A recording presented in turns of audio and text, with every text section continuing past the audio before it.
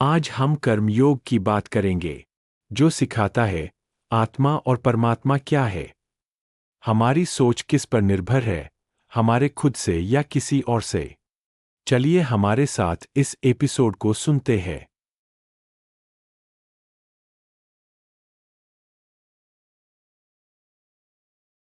ठीक है, आपने दो विषय साथ रखे हैं, कपड़े से जुड़ा बिजनेस, जैसे कपड़े बनाना, वेस्ट मैनेजमेंट, कपड़े के व्हील रिसाइकल आदि, और कर्मचक्र, कर्मा चक्र को कैसे चलाना, काम कराना है।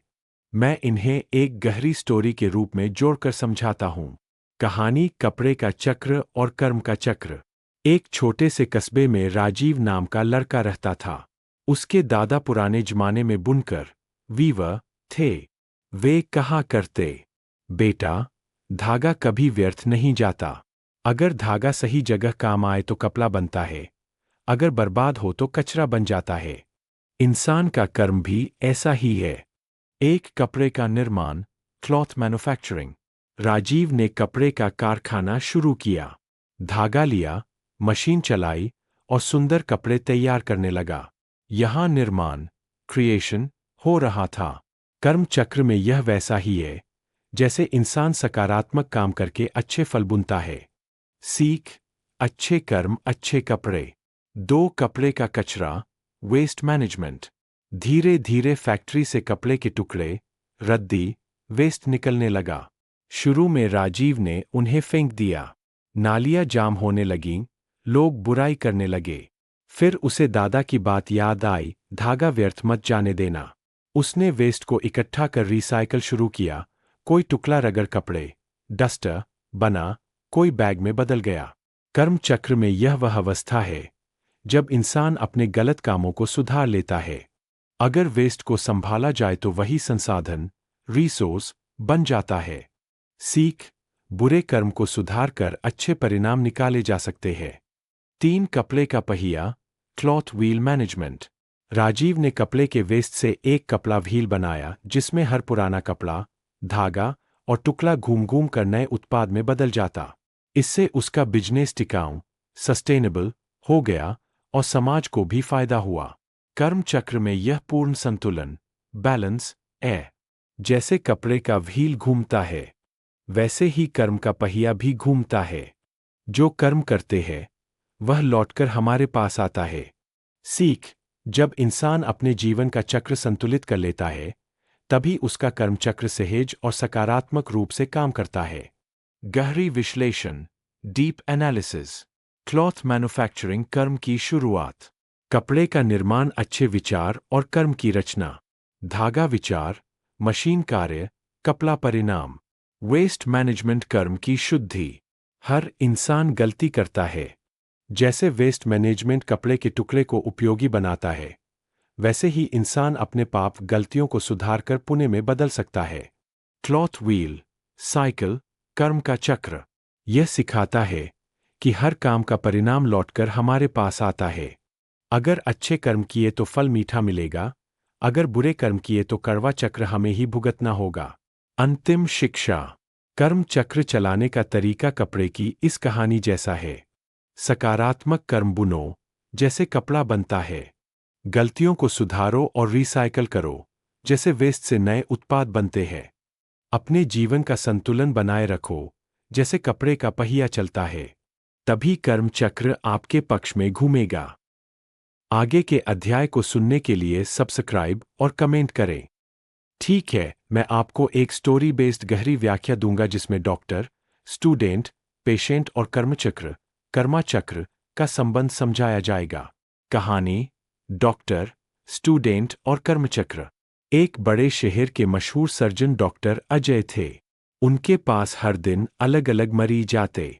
एक दिन उनके पास राहुल नाम का मेडिकल स्टूडेंट सीखने के लिए आया। डॉक्टर ने कहा, राहुल, सर्जरी करना सिर्फ हाथ का काम नहीं है, यह मन, सोच और कर्म का खेल भी है। आज मैं तुझे कर्मचक्र सिखाऊंगा। पहला दृश्य, पेशेंट और गाली। डॉक्टर अजय के पास एक पेशेंट आया। इलाज के दौरान पेशेंट को दर्द हुआ और गुस्से में उसने डॉक्टर को गाली दे दी। राहुल हैरान होकर बोला, सर, इसने आपको गाली दी। आप नाराज क्यों नहीं हुए? डॉक्टर मुस्कुराकर बोले, बेटा, यह उसकी पीड़ा है, उसका दर्द है। अगर मैं गुस्से में प्रतिक्रिया दूं, तो मैं भी वही नकारात्मक ऊर्जा अपने अंदर ले लूंगा। लेकिन अगर मैं शांत रहूं, तो उसका कर्म उसी के पास रहेगा। यही कर्मचक्र है। विश्लेषण। सामने वाला गुस्सा देता है, उसका कर्म। अगर मैं गुस्से से जवाब दूं, कर्म मेरे पास भी आ जाएगा। अगर मैं शांत रहूं, उसका कर्म उसी पर लौट जाएगा। दूसरा दृश्य, स्टूडेंट और टेस्ट। अब डॉक्टर ने राहुल की परीक्षा ली। उन्होंने कहा, राहुल, अब तू पेशेंट का चेकअप कर। जैसे ही राहुल ने चेकअप शुरू किया, पेशेंट ने अचानक उसे भी गाली दे दी। राहुल का चेहरा लाल हो गया। वह गुस्से में बोला, तुम कैसे बात कर रहे हो? डॉक्टर ने तुरंत उसका हाथ रोककर कहा, देखा राहुल, यही फर्क है। जब तूने गुस्सा लिया, तू उस पेशेंट के कर्मचक्र का हिस्सा बन गया। लेकिन असली डॉक्टर वही है, जो मन पर काबू रखकर सिर्फ इलाज पर ध्यान दे। विश्लेषण। इंसान का दिमाग पहले भावना पैदा करता है। भावना से सोच निकलती है। सोच से कर्म बनता है। कर्म से परिणाम, फल मिलता है। तीसरा दृश्य, मन का विज्ञान। डॉक्टर ने ब्लैकबोर्ड पर एक चक्र बनाया। उन्होंने समझाया, विचार, थॉट, जैसे बीज। भावना, इमोशन, जैसे पानी। कर्म, एक्शन, जैसे पौधा। फल, रिजल्ट, जैसे फल। अगर विचार अच्छे होंगे तो भावना अच्छी होगी, भावना अच्छी होगी तो कर्म सही होंगे, और कर्म सही होंगे तो फल भी सही मिलेगा। लेकिन अगर विचार नकारात्मक हुए तो भावना गुस्से में बदलेगी, कर्म गलत होंगे और फल कड़वा मिलेगा। अंतिम सीख। डॉक्टर बोले, राहुल, याद रख, अगर कोई तुझे गाली दे तू उसे ग्रहण न कर। अगर कोई तुझे अपमान दे, उसे अपने कर्म का फल उसी पर छोड़ दे। अगर तू शांत और सजग रहेगा, तेरे विचार अच्छे रहेंगे, और अच्छे विचार पूरे ब्रह्मांड में तुझे अच्छे परिणाम देंगे। यही है कर्मचक्र, कर्माचक्र। यह अपने आप घूमता है। तू सिर्फ अपनी सोच और भावनाओं को सही रख, बाकी दुनिया का चक्र खुद तय हो जाएगा। राहुल ने सिर झुकाकर कहा, सर, आज समझ आया कि असली डॉक्टर शरीर नहीं, बल्कि इंसान के मन और कर्म का भी इलाज करता है। गहरी व्याख्या, डीप एनालिसिस इन हिंदी। सही और गलत। गाली देना गलत कर्म। गाली सुनकर शांत रहना सही कर्म। इमोशंस कैसे काम करते हैं? बाहरी घटना, गाली, अंदर भावना, गुस्सा शांति, सोच प्रतिक्रिया। माइंड कैसे काम करता है? मन एक दर्पण है, जो डाला जाएगा वही लौटाएगा। कर्मचक्र को कैसे चलाना है? सकारात्मक विचार डालो, भावनाओं पर नियंत्रण रखो, हर कर्म सजग होकर करो, फल अपने आप अच्छा होगा। के अध्याय को सुनने के लिए सब्सक्राइब और कमेंट करें। बहुत गहरी और शानदार बात पूछी है आपने। मैं आपको स्टोरी बेस्ड, गहरा विश्लेषण और कर्माचक्र प्लस पेपर मैनेजमेंट बिजनेस दोनों को जोड़कर समझाता हूं। कहानी, कागज का चक्र और कर्मचक्र। भाग 1, शहर का कचरा और कागज। एक शहर में बहुत बड़ा दफ्तर था। हर दिन वहां हजारों कागज इस्तेमाल होते। कुछ फाइलें फेंकी जातीं, कुछ पैकिंग पेपर बनतीं, और बहुत सारा कागज कचरे में चला जाता। लोग सोचते थे ये तो बेकार है, जला दो या फेंक दो। लेकिन एक नौजवान ने सोचा, अगर कचरे को ही खजाना बना दूं तो। उसने पेपर वेस्ट मैनेजमेंट का बिजनेस शुरू किया। लोगों से पुराना कागज इकट्ठा करता, रिसाइकलिंग फैक्ट्री भेजता, वहां से नया कागज, नोटबुक, टिश्यू, पैकिंग पेपर बनकर आता। फिर वही चीजें दोबारा बाजार में बेच दी जाती। यहीं से पेपर चक्र वेस्ट से प्रोडक्ट घूमने लगा। भाग 2, इंसान का कर्मचक्र, कर्माचक्र। अब गुरुजी आए और बोले, बेटा, देखो ये कागज का चक्र ठीक वैसे ही है जैसे मानव का कर्मचक्र। इंसान कोई भी कर्म करता है, वो ब्रह्मांड की ऊर्जा फैक्ट्री, यूनिवर्स में जाता है। वहां से फल, अच्छा या बुरा, बनकर लौट आता है, और इंसान को वही वापस मिलता है। जैसे पुराना कागज नष्ट नहीं होता, बदलकर फिर से लौट आता है। वैसे ही कर्म भी कभी नष्ट नहीं होते, बस रूप बदलकर सामने आते हैं। भाग 3। पेपर बिजनेस, कर्मचक्र का बिजनेस। नौजवान ने समझा कि कागज का मैनेजमेंट करना और कर्म का मैनेजमेंट करना दोनों एक जैसे हैं। अगर तुम कागज जलाओगे, धुआं, प्रदूषण, नुकसान मिलेगा। अगर तुम कागज रिसाइकिल करोगे, नया सामान, पैसा और समाज का भला मिलेगा। वैसे ही अगर तुम बुरे कर्म करोगे, नकारात्मक परिणाम, कष्ट, दुख मिलेंगे। अगर तुम अच्छे कर्म करोगे, सकारात्मक परिणाम, सुख, सफलता मिलेंगे।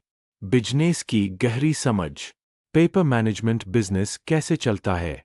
कलेक्शन, पुराने कागज को घर, स्कूल, दफ्तर से इकट्ठा करना। सेग्रीगेशन, कागज को अलग करना, white, cardboard, newsprint. Recycling plant, machine से नया पल्प बनाना और नया प्रोडक्ट तैयार करना। रीसेल, किताबें, नोटबुक, पैकिंग मटेरियल, टिश्यू बेचकर कमाई करना। फायदे, बेनिफिट्स। पर्यावरण की रक्षा, पेड़ों की कटाई कम। स्थायी बिजनेस, क्योंकि कचरा हमेशा रहेगा। सरकार से सब्सिडी और ग्रीन बिजनेस का टैग। समाज में इज्जत, क्योंकि आप वेस्ट को वेल्थ बना रहे हो। नुकसान, लॉसेस। शुरुआत में मशीन और फैक्ट्री का खर्च। कलेक्शन सिस्टम बनाना मुश्किल। मजदूरों और कर्मचारियों को लगातार ट्रेनिंग देनी पड़ती है। अगर डिमांड कम हो गई तो स्टॉक जम सकता है। कर्मचारियों का चक्र। जैसे कर्मचक्र घूमता है, वैसे ही कर्मचारी भी इस बिजनेस में घूमते हैं। कलेक्टर, जो कचरा इकट्ठा करता है। सेपरेटर, जो कागज को छांटता है। मशीन ऑपरेटर, जो नया प्रोडक्ट बनाता है। मार्केटिंग, सेल्स वाले, जो बेचते हैं। सब मिलकर एक चक्र बनाते हैं। अगर एक जगह अटक गया तो पूरा सिस्टम रुक जाएगा। कर्मचक्र कैसे चलाना है? Spiritual analysis. कर्मचक्र को चलाने के लिए निरंतर कर्म करना जरूरी है। कर्म हमेशा बीज की तरह है। अच्छा बीज मीठा फल, बुरा बीज कड़वा फल। जो इंसान अपने कर्मों का हिसाब समझ लेता है, वही सच्चा साधक बन जाता है। गुरुजी ने कहा, जैसे कागज वेस्ट होकर भी खत्म नहीं होता, वैसे ही तुम्हारा किया हुआ कर्म भी ब्रह्मांड में जमा रहता है। आज नहीं तो कल उसका फल जरूर लौट कर आएगा। इसलिए कर्मचक्र को समझो और उसे सही दिशा में घुमाओ। अंतिम सीख। पेपर मैनेजमेंट बिजनेस भौतिक दुनिया का चक्र है। कर्मा चक्र आध्यात्मिक दुनिया का चक्र है। दोनों का नियम एक है, जो बोओगे वही काटोगे। आगे के अध्याय को सुनने के लिए सब्सक्राइब और कमेंट करें। बहुत अच्छा सवाल है। मैं इसे कहानी के रूप में समझाऊंगा ताकि मन, भावनाएं, चक्र और कर्मचक्र, कर्मा चक्र का संबंध आपको गहराई से समझ आए। कहानी, मन का दरबार और कर्मचक्र। एक बार की बात है। मनुष्य के भीतर एक अदृश्य राज्य था, मन का दरबार। इस दरबार में अलग अलग मंत्री थे। बुद्धि मंत्री, जो सही गलत बताता था। भावना मंत्री, जो हंसाता, रुलाता, प्रेम जगाता या गुस्सा दिलाता था। वासना मंत्री, जो आकर्षण और कामना को जगाता था। अहंकार मंत्री, जो गाली दिलवाता, खुद को बड़ा दिखाता या किसी को नीचा दिखाता था। राजा था चेतना, कॉन्शियसनेस। लेकिन राजा अक्सर सो जाता था और मंत्री अपनी अपनी चाल चलने लगते थे। भावनाएं और चक्र, इमोशंस वे चक्रास। जब गुस्सा आता है, मणिपुर चक्र, नाभि के पास सक्रिय होता है। यहां से आग जैसी ऊर्जा उठती है और व्यक्ति गाली देने लगता है। जब प्रेम या करुणा आती है, अनाहत चक्र, हृदय चमकता है। व्यक्ति को गले लगाने, मदद करने और माफ करने की भावना आती है। जब वासना या यौन इच्छा आती है, स्वाधिष्ठान चक्र, नाभि के नीचे गर्म हो जाता है। यहीं से आकर्षण और यौन भावनाएं उठती है। जब ऊंची शिक्षा, आध्यात्मिक सोच या उच्च आदर्श आते हैं, आज्ञा चक्र, भ्रूमध्य और सहस्रार चक्र, सिर के ऊपर सक्रिय होते हैं। कर्मचक्र, कर्मा चक्र कैसे काम करता है?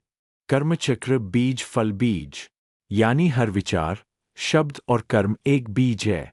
कहानी में अगर कोई इंसान रोज गाली देता है, गुस्से के बीज बोता है, तो भविष्य में उसे भी गाली और अपमान झेलना पड़ेगा। अगर कोई करुणा और प्रेम फैलाता है, तो भविष्य में उसे भी प्रेम और सम्मान मिलेगा। कर्मचक्र एक घड़ी की तरह है। जो सोच हम बार बार करते हैं, वही भावनाएं बनाता है। वही भावनाएं हमारे चक्रों में ऊर्जा को उठाती या गिराती है। वही ऊर्जा कर्म, कार्य बन जाती है, और वही कर्म वापस फल बनकर हमें लौट आता है। गहरी समझ, डीप एनालिसिस। मन विचार बनाता है, मुझे अपशब्द कहना चाहिए। भावना उसे रंग देती है, गुस्सा या काम वासना। चक्र सक्रिय होते हैं, नाभि या हृदय में कंपन। कर्म होता है, व्यक्ति गाली देता है या प्रेम से बात करता है। कर्मचक्र घूमता है, वही ऊर्जा ब्रह्मांड में घूमकर वापस व्यक्ति तक पहुंचती है। इसलिए गाली देने वाला गुस्से और नफरत का वातावरण खींचता है, और प्रेम देने वाला शांति और आकर्षण का वातावरण खींचता है। छोटा सा सूत्र, फॉर्मूला। सही विचार सही भावना ऊंचे चक्र सकारात्मक कर्म सुखद कर्म चक्र। गलत विचार नकारात्मक भावना नीचे चक्र नकारात्मक कर्म दुखद कर्म चक्र। आगे के अध्याय को सुनने के लिए सब्सक्राइब और कमेंट करें। ठीक है। आपने पूछा, मानव कभी गलत न हो, केवल सही परिस्थिति बने, कर्मचक्र कैसे काम कराना है। मैं आपको एक कहानी आधारित गहरी व्याख्या में समझाता हूं, ताकि गीता और कर्मचक्र दोनों का सार भी निकल आए। कहानी, न्याय का बीज। एक समय की बात है। अर्जुन नाम का एक नौजवान गांव में रहता था। उसका सपना था, मैं ऐसा जीवन जीऊं जिसमें कभी किसी को कष्ट न हो और हर काम सही ही हो।